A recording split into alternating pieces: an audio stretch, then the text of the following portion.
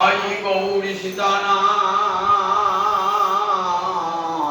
प्रेमानंदे अगवार हरि हरि बोल निताय गौरी सीतानाथ प्रेमानंदे अगवार हरि हरि बोल निताय गौरी सीतानाथ प्रेमानंदे अगवार हरि हरि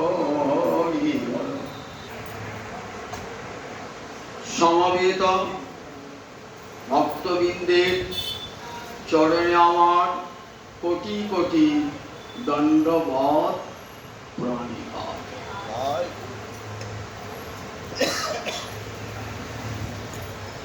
श्रीमद् भागवते एकादश स्कंधे जोगींद्र बोलছেন निमि महाराज महाराज सम्मुखे तो कलि आसছে ता कलि केमन कलिर दोषनिधे राजन एकच्छस्ति महान गुण कीर्तनादेव कृष्णस्य मुक्त संग परम। महाराज कलि दोषेर निधि अर्थात दोषेर आको যত দোষ দেখবেন সব দোষ কিন্তু কলি।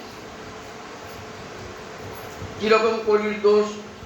ব্যাসদেব ত্রিকালজ্ঞ ঋষি তো তখন কলিযুগ আসেন নাই, কিন্তু ব্যাসদেব সেই কলিযুগের একটা ছবি আমাদের সামনে তুলে ধরেছেন। কলিযুগে কি হবে? খৌনি মন্দ ফলা। খৌনি মানে পৃথিবী, পৃথিবীতে ফসল কম ফলবে। যত মানুষ আছে তত মানুষের উদর পূরণের জন্য শস্য হবে না, মন্দ ফসল। বৈদিক ধর্ম লুপ্ত হয়ে যাবে। বৈদিক ধর্ম মানে বেদ প্রণীহিত যে ধর্ম, সেই ধর্ম লোপ পেয়ে যাবে। অসংখ্য উপধর্মের সৃষ্টি হবে যার সঙ্গে বেদের কোনো সম্পর্ক নাই, বৈদিক সাহিত্যের কোনো সম্পর্ক নাই, এমন অনেক অপধর্ম উপধর্মের উদয় হবে। কলির মানুষ অশাস্ত্রজ্ঞ, স্বধর্মে নিষ্ঠা নাই, ফলে এই অপধর্ম উপধর্মকে ধর্ম বলে মনে করে আচরণ করবে। আর কি হবে? সত্য দূরে চলে যাবে। মিথ্যা কথা যারা বলে, মিথ্যাবাদী, তাদের কণ্ঠ হবে উচ্চ। যারা সত্যবাদী তারা কেমন হবে? তাদের কণ্ঠস্বর নিম্ন হয়ে যাবে। মিথ্যা কথা যারা বলে না, তাদেরই কিন্তু কণ্ঠ উচ্চ কণ্ঠ হবে এই কলিযুগে। আর কি হবে? রাজানো দর্শব। রাজারা দস্যু শক্তির আশ্রয় গ্রহণ করে সিংহাসন দখল করবে।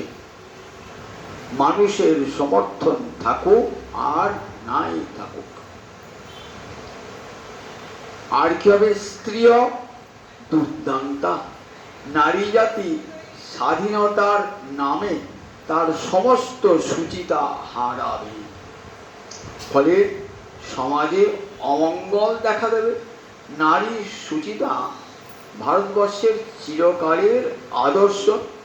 যে পথ দেখিয়ে গেছেন সতী, সাবিত্রী, দময়ন্তী, সীতা, সে পথ থেকে বিচ্যুত হবে নারীরা। বলে স্ত্রীয় দুর্দান্তা পুরুষা স্ত্রী বশগা। পুরুষেরা নারীর কথা শুনে চলবে। আর কি হবে? অনেক বড় ছবিটা আমি সংক্ষেপে সংক্ষেপে বলছি। সাধু সিদতি দুর্জন প্রভবতী। সৎপথে যারা চলবে না, তাদের জীবনে কষ্টের সীমা থাকবে না, সৎপথে যারা চলবে। আর দুর্জন যারা, তারা সমাজে এমন প্রভাব বিস্তার করবে, কিন্তু তাদেরকে মহান মানুষ বলে মনে হবে।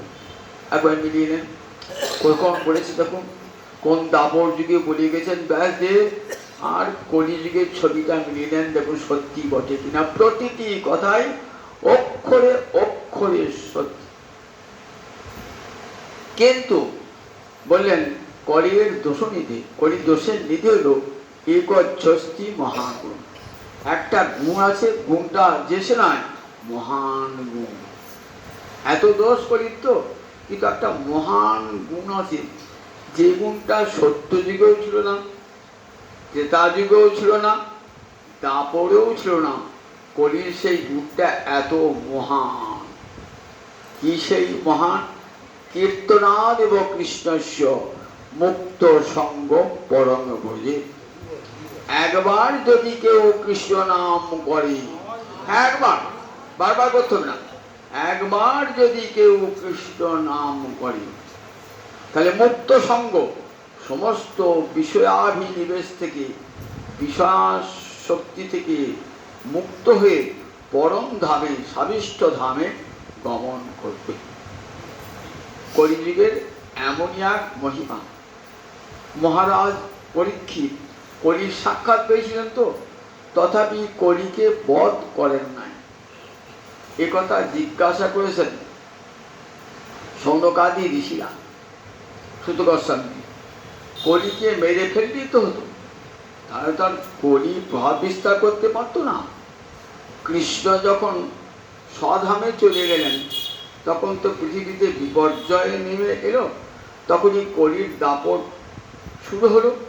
যতদিন যুধিষ্ঠির রাজ্যপাতে ছিলেন, ততদিন কিন্তু তার প্রভাব খাটাতে পারেন নাই। যুধিষ্ঠির যেই চলে গেলেন, মহারাজ পরীক্ষিত আমল এলো, তখন দেখা দিতে লাগলেন কলি। তা কলিকে সাক্ষাৎ পেয়েছিলেন কলি, তথাপি কলিকে হত্যা করলেন না কেন?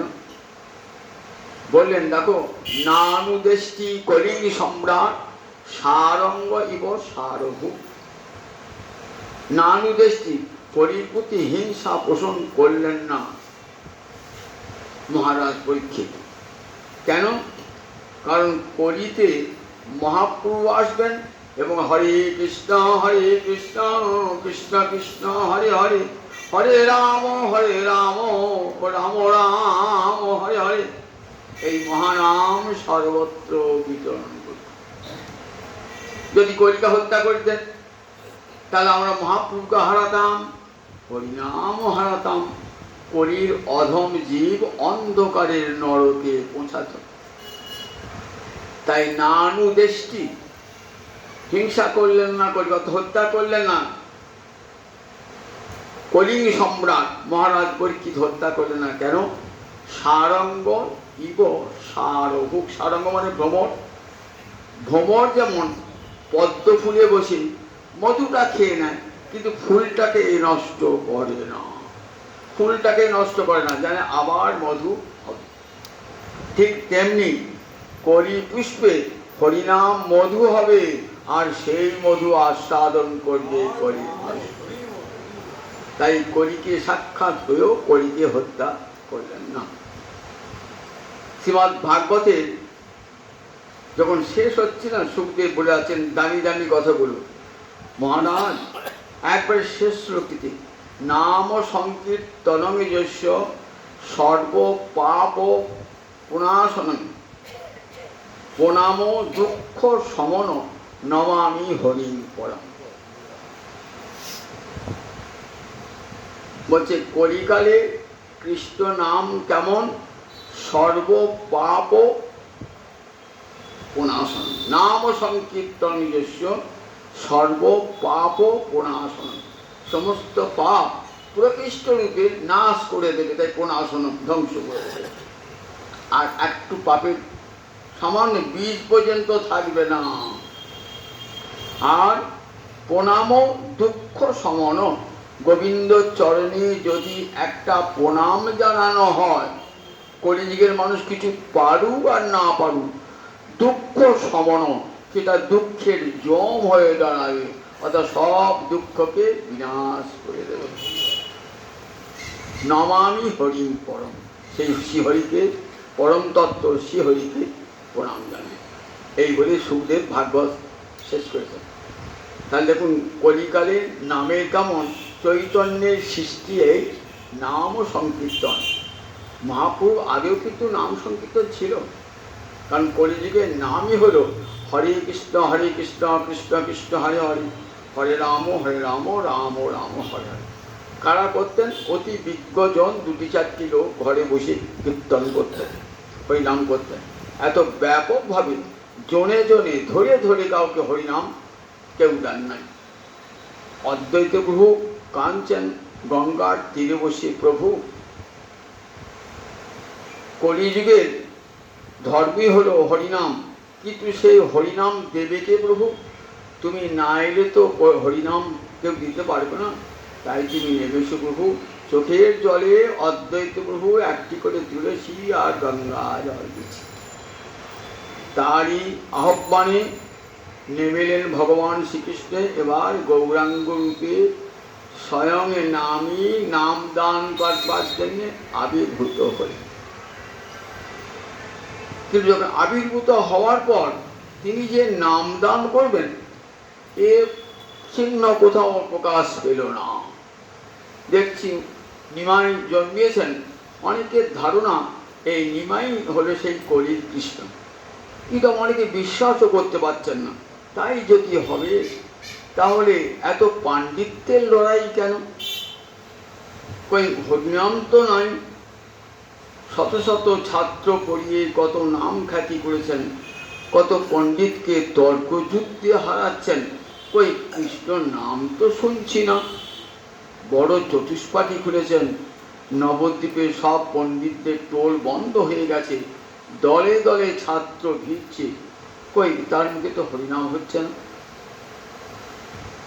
মহাপ্রভুর প্রকাশটা কিন্তু তখন ঘটে নাই। তখন গয়া যখন গেলেন পিতৃপিণ্ড দান করতে, সেইখানে গদাধরে পাদপদ্মে যখন পিণ্ড দান করছেন, তখন কার সঙ্গে দেখা? ঈশ্বরপুরীর সাথে দেখা। এই ঈশ্বরপুরী নবদ্বীপে এসেছেন, মহাপ্রভুর সঙ্গে সাক্ষাৎ হয়েছিল। সেই ঈশ্বরপুরী চরণে পড়ে বললেন, হেন দীক্ষা দাও যেন হই কৃষ্ণ দাস। গুরু তো তার নির্দিষ্ট হয়ে আছে, ঈশ্বরপুরী তো তার গুরু, আর তো কেউ গুরু হবেন না। কাজে যতক্ষণ পর্যন্ত গয়ায় গিয়ে ঈশ্বরপুরীর সঙ্গে সাক্ষাৎ না হচ্ছে, ততক্ষণ পর্যন্ত দীক্ষা প্রাপ্ত হন নাই। গয়ায় গিয়ে ঈশ্বরপুরীর সঙ্গে সাক্ষাৎ এবং সেখানে দীক্ষা গ্রহণ করে কৃষ্ণ নামে মাতোয়ারা।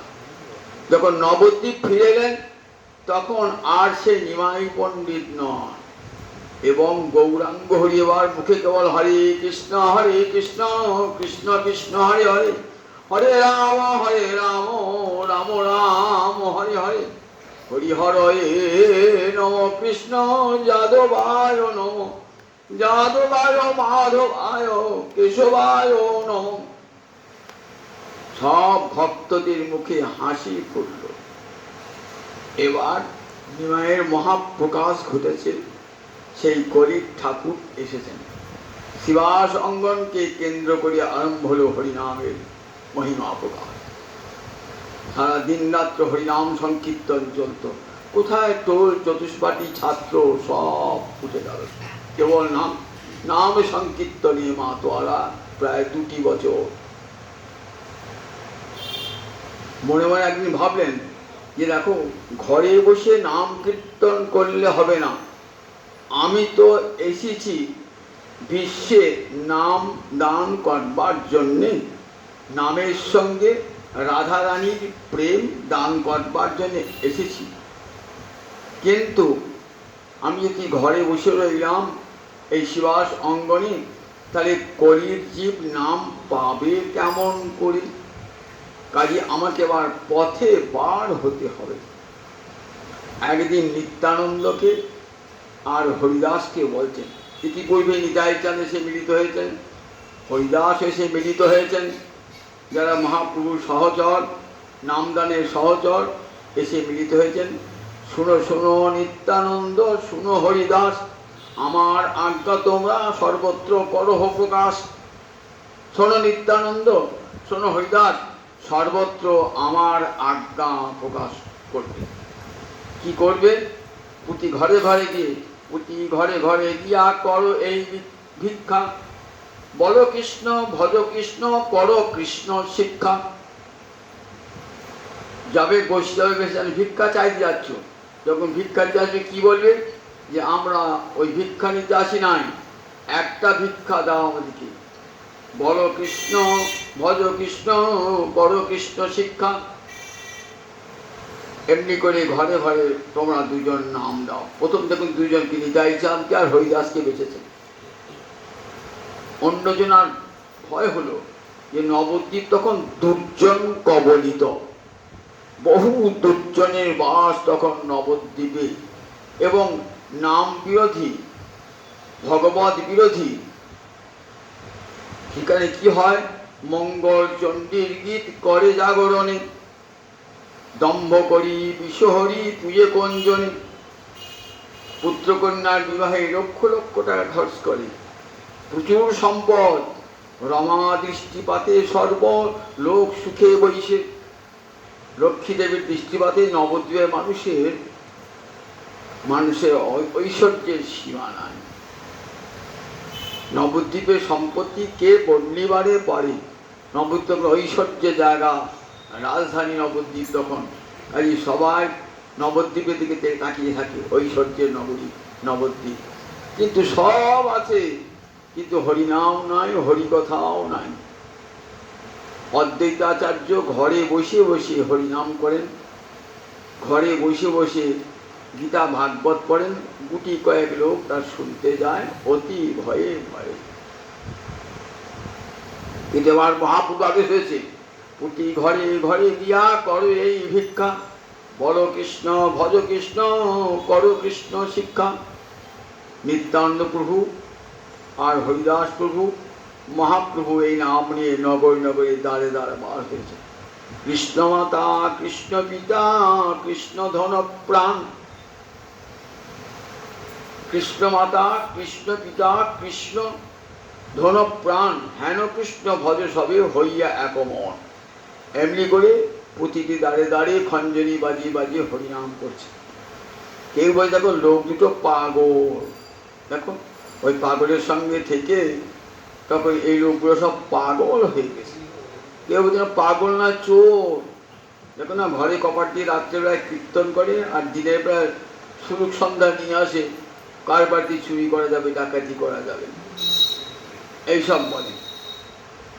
কেউ কেউ বলে বিষয়ী ব্যক্তি বলে একদিন টের পাবে, শাস্তি পাবে, এমনি করে সব কত প্রকার ঠাট্টা উপহাস করে।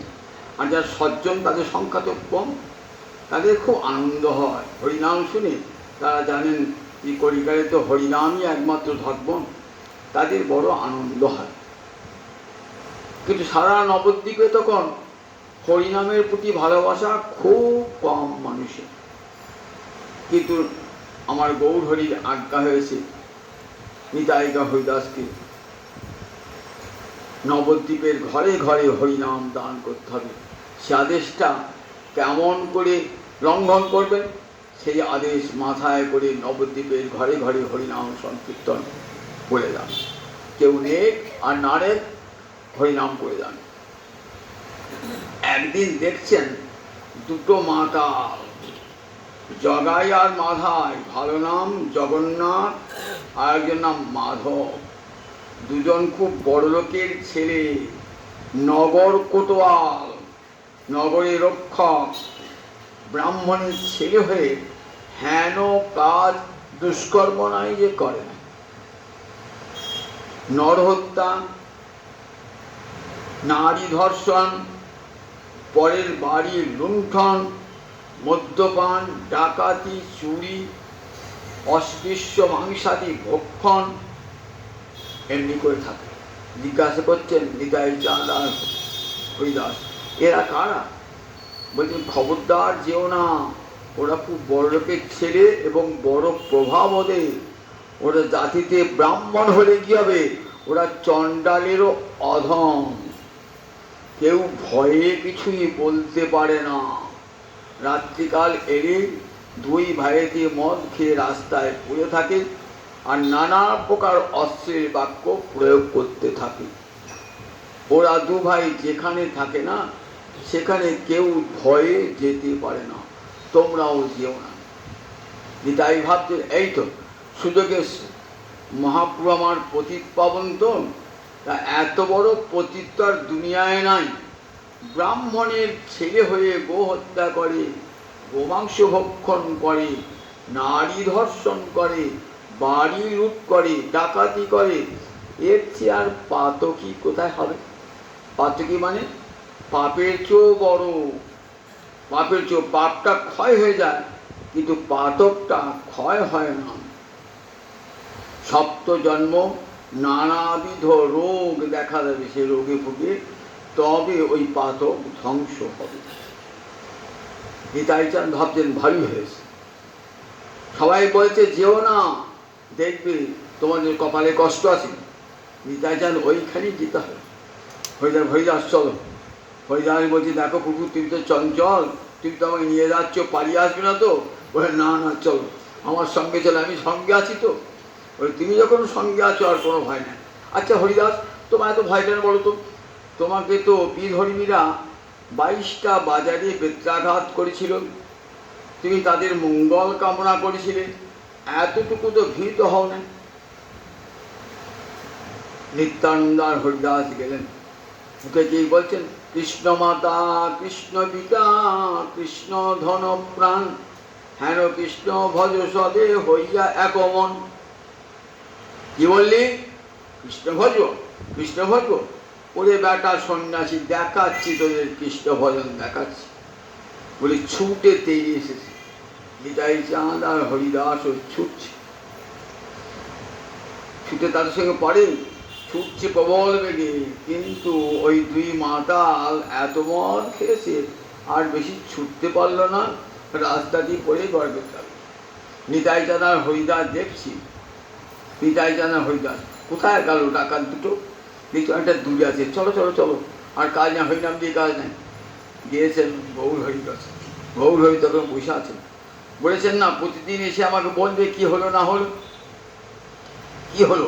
হাঁপাতে হাঁপাতে বলছেন হরিদাস শোনো, তোমার এই পাগলা ঠাকুরের কাণ্ড শোনো। আমাকে নিয়ে গেল দুটো মাতালের কাছে, দুটো মাতাল তো এমন তেড়ে এলো না, আমরা ভয়ে প্রাণ ভয়ে ছুটছি, ছুটতে পারি ওদের সঙ্গে, যাক মদ খেয়ে এমনভাবে টলে পড়ে গেল আর উঠতে পারলো না। বলে শুনলাম তারা নাকি ব্রাহ্মণের ছেলে, আবার নগর কোতোয়াল, নগর রক্ষার ভার তাদের উপরে, পিতামাতার অঢেল সম্পত্তি। তখন মনে মনে ভাবছেন গৌর হরি, ঠিক আছে তোমাদের উপর কোনো অত্যাচার করেছে, ঠিক আছে আমি তাদেরকে খণ্ড খণ্ড করব। তা বলে প্রভু তুমি খণ্ড খণ্ড করো আর যাই করো, আর যেতে পারবো না। বলে চলো আমি যাবো পিছনে থেকে। এবার চলেছেন একদিন, বলে নিশাকালী যেতে হবে, রাত্রিবেলাতেই ওরা মদ খেয়ে পড়ে থাকে। দিনের বেলা তো নগর ভ্রমণ করে তো তখন বোঝা যায় না, মদটা খায় রাত্রিবেলাতে। বলে আমি পিছনে থাকছি সংকীর্তনের দল নিয়ে। নিতাই চাঁদ একলাই দিয়েছে, এগিয়ে গেছেন, গিয়ে খঞ্জনি বাজি বলছেন কৃষ্ণ মাতা কৃষ্ণ পিতা কৃষ্ণ প্রাণধন, হেন কৃষ্ণ ভজ সবে হইয়া এক মন। কি বললি রে? বলে জগায়ের চোখ দুটো তারপর লাল, মাথায় চোখ দুটো লাল।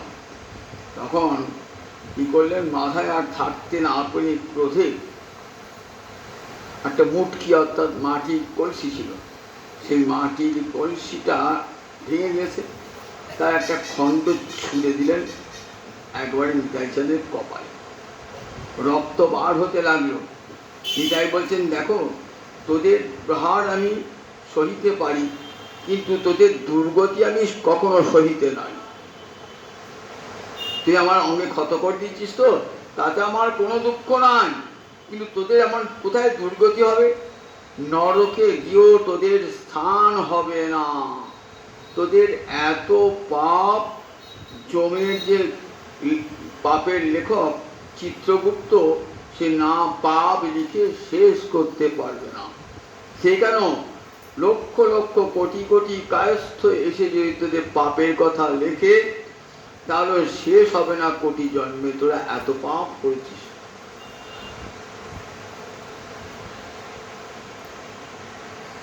যেই মুটকিটা দ্বিতীয়বার ছুটতে যাবে, তখন এসে জগাই এসে ধরেছে। জগাই এসে দেখ আর মারবি না, রক্ত পড়ছে দেখে সন্ন্যাসীর মস্তকে রক্ত বার হচ্ছে বলে জড়িয়ে ধরেছে। মহাপ্রভু সংবাদ পেলেন যে নিতাই চাঁদের আঘাত করেছে। নিতাই আর আমি অভিন্ন, দুই তনু সমান প্রকাশ, এক আত্মা দুই তনু সমান প্রকাশ, নিতাই আর গৌর। তাই নিতাই আমার দ্বিতীয় দেহ, নিতাইয়ের দেহে আঘাত করা মানে আমার দেহেকে আঘাত করা। দেখ আমি খণ্ড খণ্ড, আমি সব সহ্য করি, কিন্তু আমি ভক্তদ্রোহিতা সহ্য করি না। অসুররা যখন অত্যাচার করেছে প্রহ্লাদের উপরে, দেবতারা করুণ স্বরে ডাকছে, পূর্বে এসো এসো, হিরণ্যকশিপু হিরণ্যাক্ষের অত্যাচারে জর্জরিত আমরা, প্রভু আসছেন না। বলছেন ঠিক আছে, আমি যথা সময়ে যাব। কখন আসবে তুমি? যদা প্রহ্লাদায় দৃচ্ছেদ, যখন প্রহ্লাদের উপর দ্রোহ অর্থাৎ হিংসা নেমে আসবে, তখন আমি যাব। যত বড় বর পাবে না কেন ব্রহ্মার কাছে, আমি তাদেরকে হত্যা করব। আমি সর্বম অহং সহে না তু ভক্তদ্রোহ, আমি সব সহ্য করি, কিন্তু পৃথিবীতে আমার ভক্তের দ্রোহিতা আমি সহ্য করি না। আমার ভক্তের উপর যদি কেউ অপরাধ করে থাকে, আমার ভক্তকে যদি কেউ অপমান করে থাকে, আমি তার ভক্ত কৃপা করে কিন্তু ভক্তের পায়ের ধুলি ছেড়ে দেয় না, আমিও ছেড়ে দেবো না। তখন গৌরহরি ছুটছুটি গিয়ে দেখছেন নিতাইয়ের কপাল থেকে রক্ত ঝরছে। দেখেই গৌরহরি আর থাকতে পারলেন না। গৌরহরি চক্র চক্র চক্র সুদর্শন চক্রকে ডাকছে। চক্র এসে হাজির, চক্র যখন এসে হাজির, উল্কার মতো অগ্নিপিণ্ডের মতো জ্বলছে, সেই দিকে জগাই আর মাধাই এই দুজন ভীত বিপন্ন। নিতাই চাঁদকে বলছে, প্রভু এ কি করলে? তুমি কি প্রতিজ্ঞা করেছো? এ অস্ত্র না ধরিব, কারো প্রাণে না মারিব, চিত্ত শুদ্ধি করিব সবার। রাম আদি অবতারে ক্রোধে নানা অস্ত্র ধরে, অসুরেরে করিবে সংহার। রামচন্দ্র রূপে যখন এসেছো, কৃষ্ণচন্দ্র রূপে যখন এসেছো, পরশুরাম রূপে যখন এসেছো, কত শত্রু নিধন করেছো প্রভু। কিন্তু কলিকালে তোমার প্রতিজ্ঞা কি? কলিকালে তোমার প্রতিজ্ঞা এ অস্ত্র না ধরিব, কারো প্রাণে না মারিব। এবার অস্ত্র ধারণ করব না, কারো প্রাণ বিনাশ করব না। তাহলে কি করে অসুর দমন করবে? বলে অসুর দমন কেমন করবো জানিস? অসুরের ভিতরে প্রবেশ করে তার যে আসুরিকতা সেটাই নাশ করব। অসুর নাশ নয়, অসুরের ভিতরে যে আসুর প্রবৃত্তি সেটাকে নাশ করব। এটাই তো কলিযুগের ধর্ম। তাই সেই প্রতিজ্ঞা তুমি ভুলে গেলে, চক্র নিয়ে এলে প্রভু, তাহলে তোমার নাম কি জগতে প্রতিপাবন হবে? মাধায়ের মতন, জগন্নাথের মতন এত বড় পতিত জগৎ আর কেউ আছে? তোমাকে সমস্ত শাস্ত্র বলছে পতিত পাবন গৌরহরি। তার মানে পতিতকে যদি পবিত্র করতে পারো, তবেই তো তোমার পতিত পাবন নাম সার্থক। আর পতিতকে তুমি কৃপা করলে না, আমার মতন ধার্মিককে কৃপা করলে, তার তোমার কি লাভ হলো? তার তোমার কি লাভ হবে? লোকে তোমার যশ গাইবে। বলে কই, একটা পতিতকে তো উদ্ধার করতে দেখলাম না। সঙ্গে সঙ্গে চক্র ফিরে গেল। নিতাই চাঁদ প্রতিজ্ঞার কথা মনে পড়ে। আমরা দেখেছি কৃষ্ণ অবতারে অসুর বধ করেছেন, বধ করার পর তাকে কৃপা করেছেন, তার মুক্তি হয়েছে।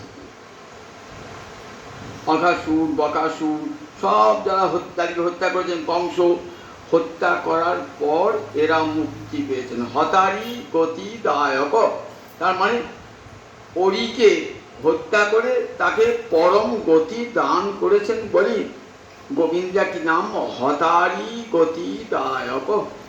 অরিকে হত করে তাকে পরম গতি দান করেছে। তাহলে করুণাটা আগে হয় না, আগে হত্যা হয়েছে, পরে করুণা হয়েছে।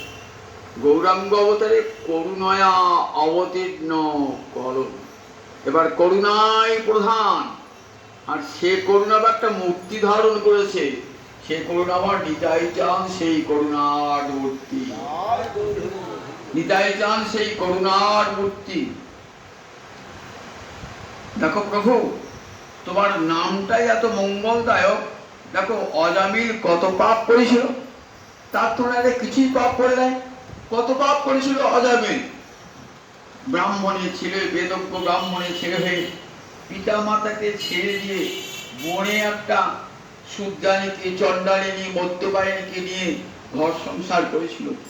নিজের সন্তান পুত্র, নিজের পিতা মাতা সবাইকে পরিত্যাগ করে এমন একটা হীন জঘন্য জীবন যাপন করেছিল ব্রাহ্মণ হয়ে। তাকে তুমি কৃপা করো নাই? তাকে তো কৃপা করেছো। সে যেই নারায়ণ নামটি করেছে, সঙ্গে সঙ্গে তুমি 4টে দুধ পাঠিয়ে দিয়েছো, 4টে দুধ পাঠিয়েছে সঙ্গে সঙ্গে। তাহলে দেখো, তাদেরকে যখন ক্ষমা করেছো, অজামিলকে তোমার নাম নেয় নাই, নামাভাস, নামাভাসে এত কল্যাণ। নামাভাস মানে অন্যত্র সংকেতে হয় নামাভাস, তথাপি দাবেতে যে না হয় বিনাশ। নিজের ছেলের নাম নারায়ণ, রাম, হরি এইসব রেখে যদি কেউ নারায়ণ, রাম, হরি বলেন না, তাহলে সে কবে নামাভাস। এই নামাভাসেই মুক্তি হয়েছিল। অজামিল কৃষ্ণ নাম করে নাই, কিন্তু ছোট ছেলের নাম নারায়ণ, নারায়ণ বলে রেখেছিল। সঙ্গে সঙ্গে 4জন বিষ্ণু দূত এসে হাজির। ধর্মরাজার দূত এসেছিল 3জন। কেন? 3টে পাপ করেছিল। কি কি পাপ? কায়িক বা দেহ দিয়ে পাপ করেছিল, মানসিক পাপ মনে মনে পাপ করেছিল, বাচিক পাপ বাক্য দিয়ে পাপ করেছিল। তাই কায় মনোবাক্যে পাপ করেছিল বলে 3জন এইসব যমরাজের দূত। আর নারায়ণ পাঠালেন, নারায়ণকে বলছেন তার চরেরা, তোমার নাম তো বলে নাই প্রভু, ও তো নিজের ছেলেকে ডাকছে। বলছে নামটা তো আমার। 4জন বিষ্ণু দূত এসে ওই যমরাজের দূত থেকে বাঁচালো অজামিল। প্রভু অজামিলকে বাঁচিয়ে শুতায় না, তাকে কি তো করতে, সারূপ্য মুক্তি দিয়েছ। তার মুখে হরিনাম বলিয়ে তাকে সারূপ্য মুক্তি দান করেছ। আর জগাই মালিকে তুমি কৃপা করবে না প্রভু? তাহলে তোমার পতিত পাবন, ফিরে যাও প্রভু, ফিরে যাও, তোমাকে করুণা করতে হবে না। আর তোমার পতিত পাবন নাম ইতিহাসে কেউ লিখবে না, জগতে কেউ বলবে না যে গৌরাঙ্গ হরি পতিত পাবন। তখন মহাপ্রভু জগাইকে কোলে টেনে নিয়েছেন। জগাই কি দেখছেন? শঙ্খ চক্র গদা পদ্ম হাতে অপূর্ব রূপ দর্শন করছেন। দর্শন করতে করতে জগাই অচেতন হয়ে গেছে। তখন গৌরহরি তার 2টি চরণ বক্ষে দিলেন, সঙ্গে সঙ্গে জগাই চৈতন্য হয়ে গেল। জগাইকে কৃপা করলেন, মাথায় কি কৃপা করবে না? নিতাইচাঁদ বলছেন না, ও বৈষ্ণব চরণে অপরাধী। যে বৈষ্ণব অপরাধী তার ক্ষমা নাই, বৈষ্ণব অপরাধীর ক্ষমা নাই। ও বৈষ্ণব চরণে অপরাধীকে ক্ষমা করবে কেন? তোমার মস্তকে মূর্তির খণ্ড কানা ফেলেছে, তোমার কপাল দিয়ে রক্ত বার হচ্ছে, তোমার অঙ্গে আঘাত করেছে, ও তো বৈষ্ণব চরণে অপরাধী, আমি ওকে কৃপা করব। প্রভু আমার একটা নিবেদন আছে, ভিক্ষা আছে। কি ভিক্ষা? না বলছেন প্রভু আমার ভিক্ষা ডাকবে। হ্যাঁ, তুমি যা ভিক্ষা চাইবে তাই হবে। মাধাইয়ের প্রাণ ভিক্ষা করছি প্রভু, মাধাই। আর কি বলেন মহাপ্রভু? নিতাই যা বলবেন তাই তো আমার মহাপ্রভু বলবেন। নিতাইয়ের আজ্ঞায় চলে আমার মহাপ্রভু। বলছেন ঠিক আছে। মাথায় তখন চোখ দিয়ে জল বার হচ্ছে। মাথায় তখন কি করলেন, বলেন তুমি আগে নিতাইয়ের চরণে পড়ো, চরণ কোমলে আশ্রয় নাও। নিতাইয়ের চরণ কোমলে আশ্রয় নিয়েছে।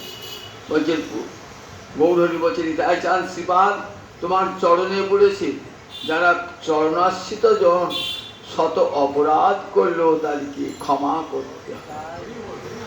বৈষ্ণব অপরাধে ক্ষমা কে করেন? কেউ ভগবানও করতে পারেন না। বৈষ্ণব অপরাধে কে ক্ষমা করেন?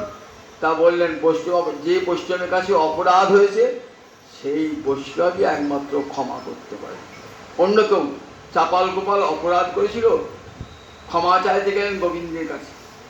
আগে দিন বলেছি মদের হাড়ি নামিয়েছে বাড়িতে, বলছে তান্ত্রিক মতে এখানে পূজা হয়। চাপাল গোপালের কুষ্ঠব্যাধি হয়েছিল, এমন কুষ্ঠ, গলিত কুষ্ঠ। বলে ক্ষমা করবো না, তোমাকে আমি ক্ষমা করবো না, প্রতি বৎসর ওই পোকায় কামড়ার তোমার দেহ, গলে গলে পড়ুক তোমার দেহ, তুমি বৈষ্ণব চরণ অপরাধ। মহাপুরুষ সন্ন্যাসের পর একবার বাংলাদেশে এসেছিলেন, তখন সাতকুলিয়া গঙ্গার ওপারে, সেই কুলিয়াতে যখন এসেছেন না, অপরাধ ভঞ্জনের পাঠ বলা হয় এখন ওখানটা, অপরাধ ভঞ্জনে। সেখানে গেলেন গোপাল নামের ব্রাহ্মণ। তখন মহাপুরুষ চরণ হয়েছে, আমার ক্ষমা করবে না? বলে না, তুমি তো শিবাসের কাছে অপরাধ করছো, আমার কাছে ক্ষমা চাইতে এসছ, ওই শিবাসের চরণ ধরো। শিবাসের চরণ ধরে প্রভু তুমিই তো ক্ষমা করতে পারো, শুধু শুধু আমার কাছে পাঠাচ্ছে কেন? তখন গোপাল জড়িয়ে ধরলেন, সঙ্গে সঙ্গে কুষ্ঠব্যাধি থেকে মুক্তি লাভ করল এবং আবার নূতন দেহ প্রাপ্ত হল। জগৎকে দেখালেন দেখো বৈষ্ণব অপরাধের ছাড় নাই। মাথায়কে বললেন মাথায় তুই বৈষ্ণব চরণে অপরাধী, তুই নিতাই চাঁদের চরণ আশ্রয় কর। নিতাই চাঁদের চরণ আশ্রয় করে নিতাই চাঁদ করে দিয়েছেন। করুণার ঠাকুর তো কারও অপরাধ গ্রহণ করেন না, কেউ অপরাধ করলে সেই অপরাধীকে কৃপা করেন, এটাই তো বৈষ্ণবের স্বভাব। দুর্বাসা বলেছেন অহো অনন্ত দাসানাং মহত্তম দৃষ্ট মধ্যমে, আমি দেখলাম কৃষ্ণ ভক্তের কি অপার মহিমা। আমি করলাম অপরাধ, অম্বরীশকে পুড়িয়ে মারতে চাইলাম, আর সেই অম্বরীশ আমাকে মৃত্যুর হাত থেকে বাঁচালো। কৃতাবশবী যদ রাজন মঙ্গলানি সমীহস, অপরাধ করলো তার তুমি মঙ্গল সাধন করো। এমনই কৃষ্ণ ভক্তের অপার মহিমা, কারও অপরাধ নেন না। নিতাই চাঁদ কৃপা করলেন, তখন আমার গৌরহরি কাছে টেনে নিলেন। জগাই মাঝে আজ থেকে তোদের সমস্ত পাপ আমি নিলাম। বল একবার হরে কৃষ্ণ কৃষ্ণ কৃষ্ণ হরে হরে, হরে রাম রাম রাম হরে হরে। তোদের উদ্ধারের দায় আমার হাতে, দেখবি তোদের পাপ আমি কেমন নিয়েছি। তখন গৌরহরির অঙ্গটা কৃষ্ণবর্ণ হয়ে গেল। অদ্বৈত বলছে তুমি কেমন? না কালাচাঁদ হয়ে যায় প্রভু, আর দাপরের ঠাকুর হয়ে গেছো, কালো অঙ্গ হয়ে গেছো তোমার। জগাই মাঝের সমস্ত পাপ গ্রহণ করলেন। জগাই মাঝে চলো শিবাসঙ্গরে গিয়ে বাহু তুলে নৃত্য করবো আর কৃষ্ণ নাম করবো। জগাই মাধায় দুই ভাই গেলেন, দুই ভাই গিয়ে দেখছেন সেখানে কত বৈষ্ণব হরিনাম সংকীর্তন করছে, তারাও আনন্দে থাকতে পারলে না। তারা বাহু তুলে হরে কৃষ্ণ কৃষ্ণ কৃষ্ণ হরে হরে, হরে রাম রাম রাম হরে হরে, এই নাম করতে লাগলেন। এরপরে তাদের কি কাজ করবেন? প্রতিদিন গঙ্গার ঘাট ঝাঁট দিতেন, গঙ্গার ঘাট ঝাঁট দিতেন। প্রত্যেক দিন কত ভক্ত আসবে, স্নান করবে, তাদের পায়ের ধুলো পড়বে ঝাঁটতে। এই জগাই মাথায় কে ছিল বলুন দেখি? এই জগাই মাথায় আমরা দেখি ভাগবতী বৈকুণ্ঠের জয় আর বিজয় অভিশাপ পেয়েছিল। কেন অভিশাপ পেয়েছিল? গুরুর কাছে অপরাধ হয়েছিল, তাই ভগবানও রক্ষা করতে পারলেন না। ভগবানের কাছে অপরাধ করলে গুরুদেব রক্ষা করলেন, কিন্তু গুরুর কাছে যদি অপরাধ হয় তাহলে আর কেউ রক্ষা করতে পারেন না। জগৎকে দেখাবার জন্যে ভগবানও ক্ষমা করলেন না, শাস্তির সময়কালটা একটু কমিয়ে দিলেন। 3 জন্মে অসুর দেহ প্রাপ্ত হয়ে আবার ফিরে আসবে আমার কাছে। 1 জন্মে কি হয়েছে, তারা বৈকুণ্ঠে জন্মে হিরণ্যাক্ষ দানব আর হিরণ্যকশিপু। 2য় জন্মে কি হয়েছে, 2য় জন্মে রাবণ আর কুম্ভকর্ণ। 3য় জন্মে দন্তবক্র আর শিশুপাল। মুক্তি হয়ে গেছে, কিন্তু তাদের অন্তরিচ্ছা 3টে লীলা দর্শন করেছি, এবার গৌরহরি লীলা প্রাণ হরি দর্শন করব। তাই সেই জগায় সে আবার সেই জয় বিজয় জগাই মাধাই রূপে অবতীর্ণ হলেন, যাতে গৌর করিমা শিরে ধার্য করি গৌরীরা দর্শন করে মুক্তি লাভ করতে পারেন। জগৎকে দেখালেন, দেখো সংকীর্তনে পিতা আমার গৌরহরি, সংকীর্তনে মাতা আমার নিতাই চাঁদ, জগৎজীবকে কেমন করে হরিনাম বিরাচ্ছে। তাই রামকে গাইছেন না, রামকে গানকে খুব ভালোবাসে। যারা মারে খেয়ে হরি বলে তারাই তো এসেছে, যারা মারে খেয়ে হরি বলে তারাই তো এসেছে, যারা আপনি নেচে জগতে না চায় তারাই তো এসেছে, যারা হরি বলতে নয়নে ঝুড়ে তারাই তো এসেছে। আবার সেই কৃষ্ণ বলরামই আবার এসেছেন গৌরাঙ্গ নিত্যানন্দ রূপে কলিযুগকে উদ্ধার করবার জন্য। সেই জগাই মাধায় জগতী সমস্ত বৈষ্ণবের বন্দনীয় হয়ে রইল, যেমন করে লক্ষ্যহীরা আর জগৎ প্রসিদ্ধা বৈষ্ণবী সকল মানুষের প্রণাম পায়, ঠিক তেমনি করে আমরা জগাই মাধাইকে প্রণাম করি। জয় নিতাই, জয় নিতাই। আগামীকাল এই দাদার বড় ছেলের বাড়িতে পাঠ